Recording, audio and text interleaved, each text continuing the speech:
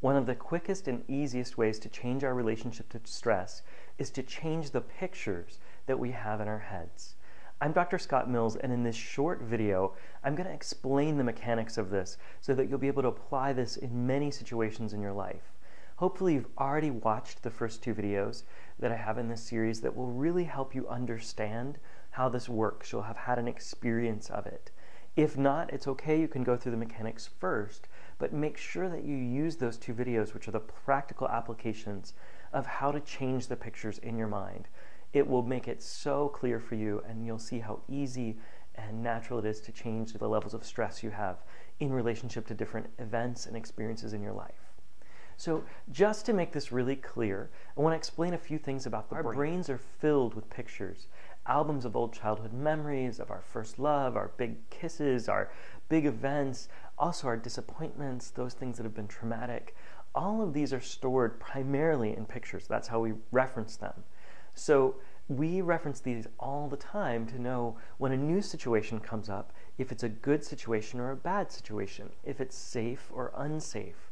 So the more pictures that we hold in our mind that are negatively charged, that have lots of stress and tension associated with them, the more we're actually looking into the future and comparing back to those negative events. So in order to change that, we want to keep all of the information that we got from those old events, but we want to let the charge be a lot less. And that's what this process will show you how to do. But first, just let's notice how the brain brings up experiences. So first, I just want you to think about your first job, just for a moment, and notice what comes to mind. What memories or pictures come up? Do you remember the building, the people you worked with, what they looked like, what they wore? Do you notice or remember if there was music in the background or different sounds and smells? And you might even notice that even as you just recall that first job and probably discrete experiences in that first job, like the first day, getting a promotion, having a stressful day with a customer or a client, or something happening with your boss, each one of them calls up some emotion, and you probably can start to feel that emotion just from touching very, very gently into something as easy as a first job. Let's take this to another level. Just for a moment, we're going to dip our toe into an experience that you found threatening or stressful. Just one, and we don't want this to be the most stressful experience in your life, just a little bit of stress, maybe on a scale of 1 to 5, let's pick nothing more than a 3.5.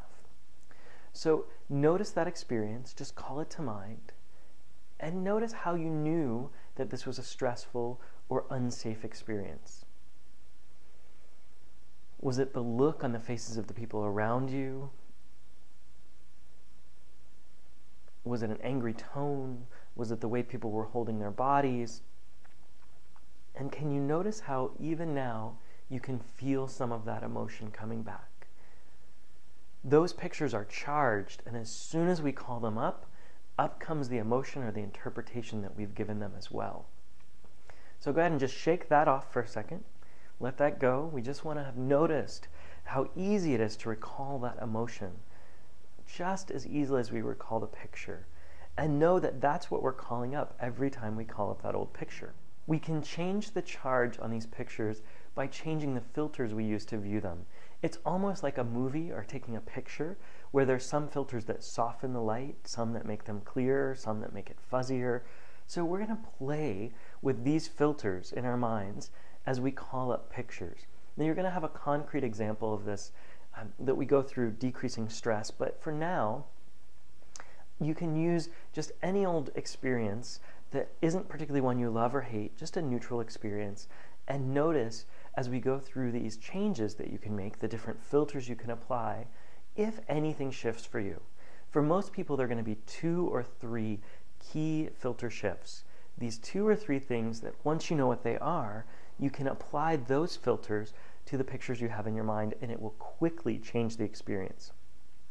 So to give you an example of this, for me, most of mine are related to visual, and we'll talk about visual in a minute, but if I call up a picture in my mind of an experience, and I move it far away, make it really small and black and white, generally the picture loses most of its emotional charge. I still keep all the relevant information, but I don't have to feel stressed when I think about it. So let's go through the 4 ways, the 4 primary filters that we're going to use. These are really easy, and you'll get them quickly and naturally as you work with these. And you can refer to the PDF that will help you remember what these are. So the first filters are associated or disassociated. And that means, do you experience it as if it's occurring to you? If you've stepped into the situation, you've associated into it, you look around and it's as if you're looking through your eyes? Or are you dissociated? So it's like you're floating up above the experience and watching it down below, or perhaps you're off in the distance. So that's one of the major ways that we can shift our experience. For any pictures where we're in the picture, the experience will be generally much more impactful. Any picture that we're out of it, so we're seeing it as if we're watching it from a distance, those will have less impact on us. So what many people do is they have sort of a reverse strategy for their lives. They put themselves out of the good experiences, so they see them as if they're happening from afar, and they put themselves into all of the really crazy, hectic, stressful times in those pictures. One of the easiest and quickest shifts you can make is simply to start putting yourself into the pictures that are the non-stressful, joyful, exciting, easeful times, and taking yourself out and watch them from a distance, those times that are stressful and cause you some real angst. So that's the first filter. Second filters are about visual. So our brain has lots and lots of real estate taken up by our visual cortex, lots of our experiences around here. So this is the one that most people relate to very quickly and easily. There's a couple different sub-filters in the filter of visual. I'm just going to share a few of these with you. There's plenty more that you could use, but these are the ones that tend to get just about everybody. So the first one is going to be whether or not, when you call up a picture in your mind of that event or person, if it's moving or still. So that's the difference between a picture and a movie. When we see movies, they tend to actually feel more real, more engaged, they have more energy. Still pictures, not as much. So if we want to decrease the impact, we make a picture still. If we want to increase the impact, we make it movement. The second one is distance. So the further away a picture is, the less impact it has, and the closer it is to us, generally the more impact it will have. Third is going to be the size. So if something is really large, it's going to feel way more significant. A giant tiger in front of us would make us really sit up and look, but a Beanie Baby tiger, this big, we're not going to really be that worried about it. So size, if we make things bigger, will have more impact. Smaller will have less impact. Fourth is going to be direct or at an angle. So are you looking straight on to something, or can you just let yourself move at an angle? Often I tell people about 15 or 20 degrees, so you're kind of looking at it from the side.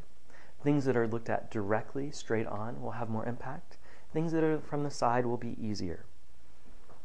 Next, is it color or black and white? Color pictures are going to be more vibrant, and you can actually even turn up the vibrancy of that color to make the experience even more rich and feel it even deeper.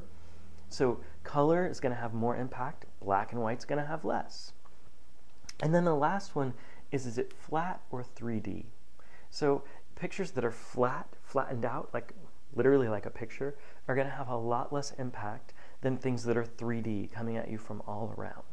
Those are the visual filters. You can change those when you pick your own experience. And when you do the videos that walk you through this will make a lot more sense, and it'll become really easy for you to do it.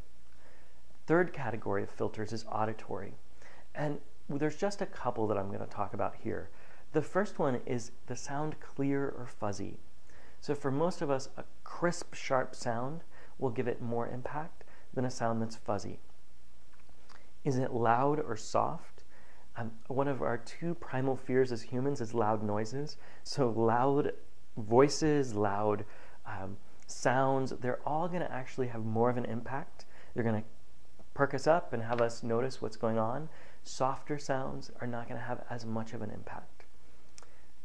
Then if the sound is close or far away, this is similar to the distance in visual. So if it's really far away, we're not going to have to worry too much. Really far, we've got time to deal with it. Close to us, we're really going to pay attention. And we can move this. We can make sound in our pictures be further away and closer. And then finally, tone. We all know the difference between an angry tone of voice and a loving tone of voice. The more loving, the more gentle, the easier it is to step into that experience. The angrier and harsher the tone, the harder it is to be in that experience. Finally, the fourth filter that we're going to use and play with is a feeling or kinesthetic filter. So in the kinesthetic filter in the body, there's some things that we can notice. With our experience, does that show up in our body as tight or loose? And we'll often see this in very specific areas. So our shoulders show up tight, or our shoulders are really loose. We might notice it in our hips. We might notice it in our knees. And we can actually breathe more looseness, and that's going to be more ease in situations than when things are tight. Then we're going to notice there might be pain, or there might be a lack of pain. Just good feeling. So feeling really good. The difference between like something sharp, some people will say to me, oh, it's like I have a sharp pain in my side. Or they might say, oh, it just feels amazing, like having a massage or having the warm sun beating down on your back as you're laying out at the ocean. So just noticing how those are. Then you might notice heavy or light. So do things feel like they're weighing you down? Or is there lightness and an ease, a gentleness in your body where you can move very easily? And then finally, you're going to notice the places in your body that things show up. One of my favorite exercises to do with people is to help them shift their critical voice. So we all have that little voice, and sometimes in the back of our head that tells us we can't do it or we're not good enough. And one of the easiest changes for that is just to move that voice. Often I use the big toe, or we can move it slightly outside the head. It doesn't really matter where you move it to, as long as it changes its location. It can be different the way we receive the information. So you can use all of these filters as you put a picture in your mind and you just play with making it farther away, making it closer, hearing the sounds clearer or fuzzier, making things tighter or looser, letting yourself experience more lightness or heaviness. All of these can shift our experience and the way that our brain relates. So just begin to play, do the exercises so you'll have a really good reference for how to do this in your life. These exercises will generally take about 2 or 3 minutes, and you can do them anywhere, and are one of the fastest and easiest ways to release stress immediately, because your brain will go, oh, I don't have to worry about that. So enjoy these, play, have a good time. Definitely put comments, let me know how you're doing, and until we do our next exercise, be well.